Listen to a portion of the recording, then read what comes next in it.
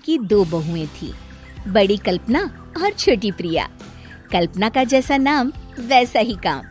सारा दिन कल्पनाओं में रहती, ना कोई काम करती न कोई धाम। अरे कल्पना बहू, जरा अच्छी सी चटनी पीस दे, आज कुछ मजेदार खाने का मन है। पेट में जलन हो जाएगी माँ जी बुढ़ापे में, और वैसे भी मेरा काम करने का वक्त शाम का है, अब प्रिया को ही बोल दो। इतना कहकर कल्पना वहाँ से चली जाती है।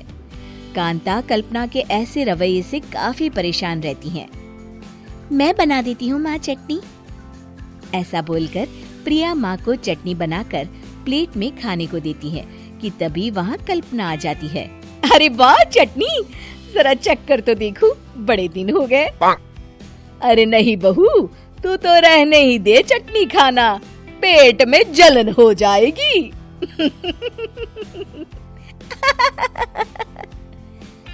इतना कहकर कांता और प्रिया दोनों हंसने लगते हैं। कल्पना सारा दिन या तो मोबाइल में यूट्यूब देखती या फिर सोती रहती। उसका कमरा भी बिखरा और गंदा रहता। एक दिन कल्पना का पति अशोक उससे कहता है, अरे कल्पना, जानवर भी उस जगह को साफ कर लेता है जहाँ वो बैठता है, तुम तो इंसान हो, कैसे इतने गंदे कमरे में रह लेती हो? देखो सारा सामान यहाँ वहाँ बिखरा पड़ा है।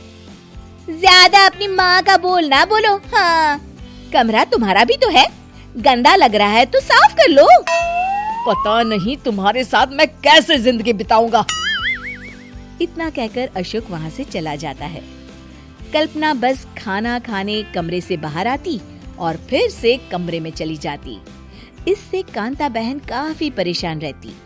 एक दिन प्रिया कांता से कहती है, माँ, मैं सारा दिन काम करके थक जाती हूँ, आप कल्पना दीदी से कहिए ना कि सुबह और शाम का काम बांट ले। मैं तो अब सिर्फ एक वक्त का ही काम करूँगी। हाँ। अरे तू वो भी ना करना, एक बहू तो कामचोर थी ही, दूसरी भी आ गई काम ना करने के बहाने लेकर। तभी वहाँ प्रिया का पति रमेश आ जाता है।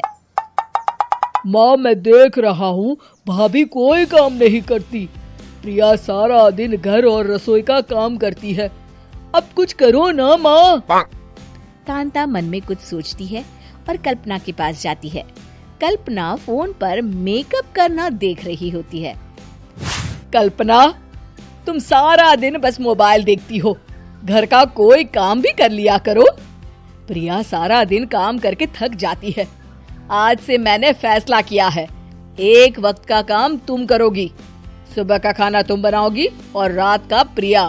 आप लोगों ने काम को हवा बना रखा है।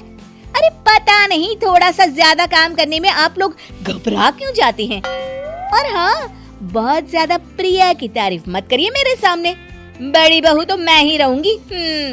मैं कुछ नहीं जानती, कल सुबह मुझे वक्त से खाना चाहिए, रसोई में आ जाना, वरना कल से तुझे खाना नहीं मिलेगा। अगली सुबह कल्पना रसोई में नहीं आती है। वो देर से सोकर उठती है और बाहर आकर कहती है, अरे भूख लगी है, आज खाने में क्या है? इतनी देर हो गई, आज किसी ने मुझे उठाया भी नहीं, पता नहीं कहाँ है सब। कल्पना को घर में कोई नहीं दिखता। वो रसोई की तरफ जाती है जहाँ बड़ा सा ताला लगा होता है। अरे रसोई में ताला? ओ, मैं तो भूल ही गई थी। माँ ने आज से सुबह का खाना मुझे बनाने को कहा था। हे भगवान, इतने लोगों का खाना बनाना क्या आसान है? तभी घर के सारे सदस्य बाहर से वापस आते हैं। वाह माँ जी, मजा आ गया छोले भटूरे खाकर। मेरे मुंह में तो अभी भी स्वाद आ रहा है। अरे कल्पना, तेरे भरोसे रहते तो हम तो भूखे ही रह जाते। कल्पना को बहुत गुस्सा आ जाता है। अब बहुत हो गया, आज से मैं अपनी रसोई अलग कर रही हूँ, मैं अपना खाना खुद बना लिया करूँगी। कल्पना अपनी रसोई अलग कर लेती है, पर आए दिन उसका देर से उठना और काम न करने की आदत से वो भूखी ही रह जाती थी। उसी के सामने घर के लोग अच्छे अच्छे पकवान खाते और कामचोर कल्पना को जैसे तैसे ही खाना बनाकर खाना पड़ता। पर एक दिन तो हद ही हो गई। माँ, दीदी आज सुबह से कमरे से बाहर नहीं निकली, हमें जाकर देखना चाहिए। सो रही होगी कामचोर कहीं की, पर तुम कहती हो तो चलो देख लेते हैं उसे। कल्पना कमरे में पेट पकड़कर बैठी होती है। हाय मेरा दर्द, पेट दर्द के मारे मर रही हूँ मैं।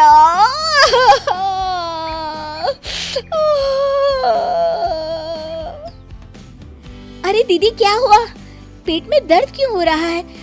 डॉक्टर को दिखाया आपने? माँ। कल्पना खड़ी होती है और माँ जी के पास आती है। मुझे माफ कर दीजिए, अब से मैं सारे काम में मदद करूंगी, कभी आलस और काम चोरी नहीं करूंगी। हाँ हाँ वो तो ठीक है, लेकिन अचानक क्या हो गया जो तू काम करने को तैयार हो गई? कामचोर कल्पना।